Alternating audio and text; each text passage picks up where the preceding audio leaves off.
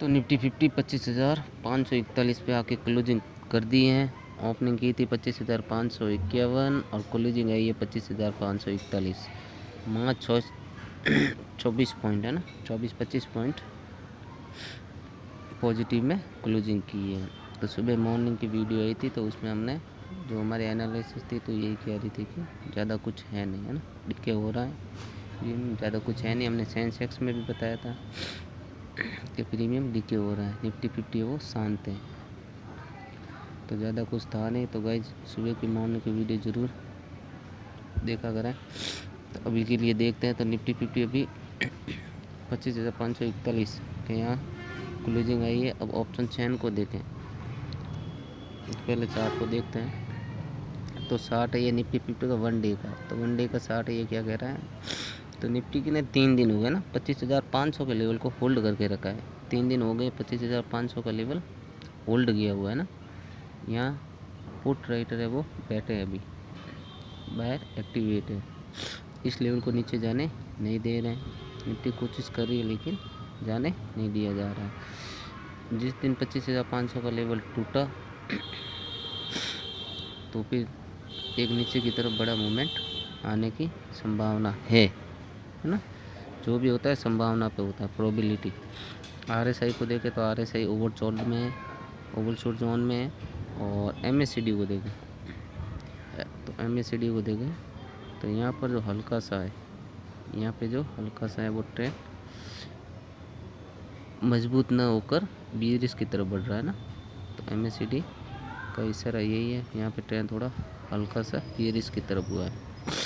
और यहाँ ये आरएसआई ओवरसोल्ड जोन में है।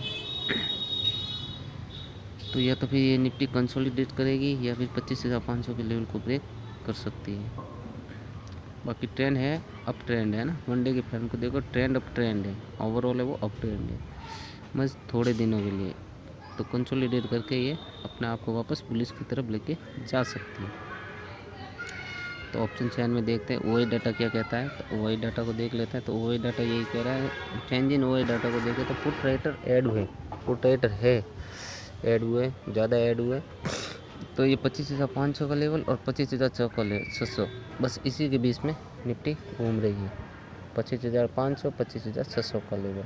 अगर 25,500 का लेवल को नीचे की तरफ ब्रेक करेगा तो फिर 25,400 का लेवल हो सकता है, और 25,600 का लेवल को ब्रेक करेगा तो फिर आगे के लिए रेजिस्टेंस सीधा 26,000 पे दिखा रहा है।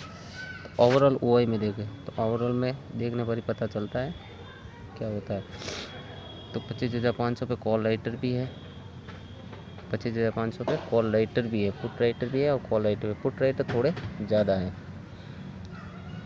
तो अभी के लिए जो इमीडिएट सपोर्ट है वो 25,500 का लेके चल सकते हैं, और जो रेजिस्टेंस है वो 25,600 का। इमीडिएट जो रेजिस्टेंस है वो 25,600 का। फिर इसके बाद पीसीआर को देखें तो पीसीआर बता रहा है 0.74। तो ये भी एक बियरिश रीडिंग है, ये भी कैसे है, एक बियरिश रीडिंग है। तो अभी तक ओवरशूट जोन में ये भी गया नहीं है। और ऑप्शन चैन के प्रीमियम को देखें तो प्रीमियम क्या दिखा रहा है, तो जो स्पोर्ट प्राइस है वो 25,541, यानी 25,550 पे देखें तो प्रीमियम चल रहा है वो कॉल की तरफ देखें तो 92 रुपये का चल रहा है।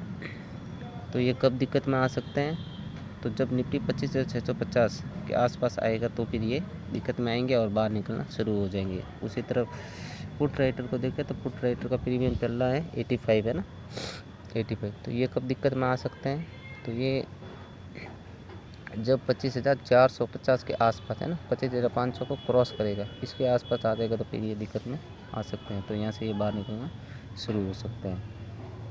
तो फिर हमें जो बीरिस की तरफ है वो देखने को मिल सकती है। इंडिया वीक से हल्का सा वही 12.53 52 ग्रीन रेड है ना, ज़्यादा मूवमेंट इसमें अंदर भी है नहीं। एक और गई तो 25,800 का लेवल, तो यहाँ से कॉल राइटर वो बाहर निकले, यहाँ से ये कॉल राइटर ये बाहर निकले, तो ये पॉजिटिव है। यहाँ से कॉल राइटर वो बाहर निकले हैं, तो इनको डर है निफ्टी ऊपर की तरफ जा सकता है। बाकी देखते हैं क्या होता है। कीप है तो जब भी ट्रेड करें लाइव ओए डाटा को ज़रूर देखें, उसी के आधार पर ट्रेड लें। भाई वीडियो अच्छी लगी है तो लाइक कमेंट शेयर जरूर करें। और वॉच करने के लिए धन्यवाद।